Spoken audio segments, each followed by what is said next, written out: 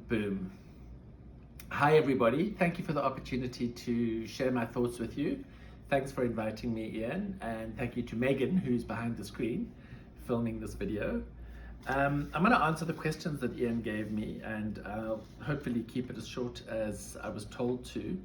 The first question is, where do you see M&E going or needing to go in the next 3 years? I was reading a piece this morning on DevEx about where development is going to be heading, and there were a number of really interesting concepts that I thought I would share with you. And I think the core consensus that's emerging is that the next 3 years are going to be pretty turbulent, and that we should expect a tough time, that the cost of living crisis, the food security issues that arise, and a number of other issues that stem from the consequences of COVID and the war in the Ukraine are all going to contribute to a very difficult development climate and a lot of turbulence. And as the pressure increases to get the SDGs on track, we can all expect, I think, more pressure on everybody to perform better in a context that's increasingly characterized by the negative consequences of climate change, of migration, of the pressure that arises from a deeply unsettled global system. And within that context, there's also this new notion of deglobalization emerging, where supply chains have been broken and a lot of the relationships that were in place and that had been put together over a number of years are no longer functioning in the way that they should.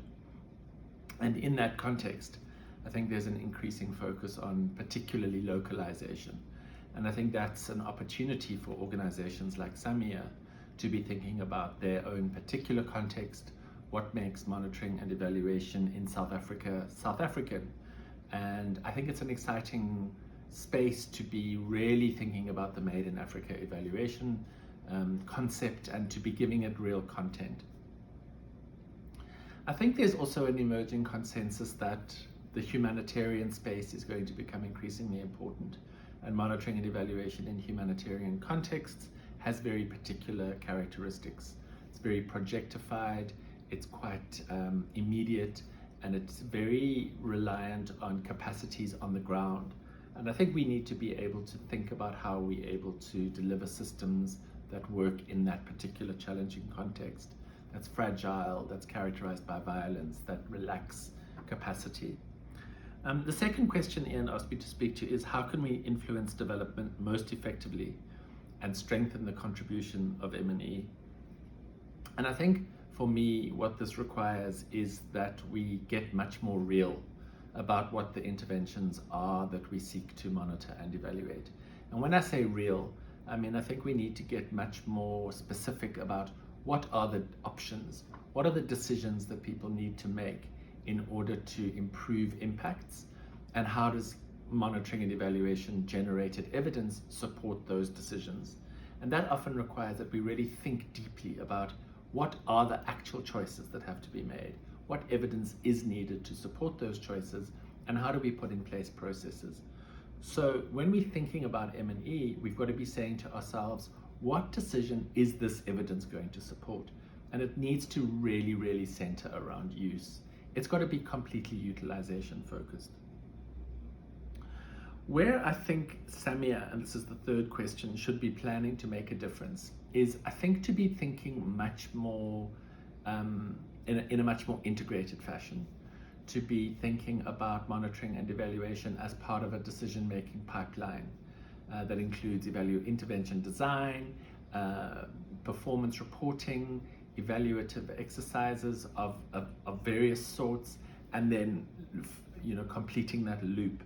And so building those pipelines, thinking about how evidence supports decision making throughout the pipeline, is really where SAMIA needs to start positioning itself strategically. So how is it involved in intervention design?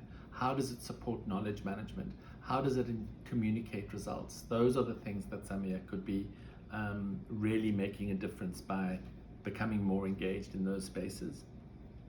And the last question was, who do I think SAMIA should be partnering with? So for funding, for knowledge development. And I think in the South African context, there's a very rich and very diverse landscape of institutions, and some of them get left out of the SAMIA thinking.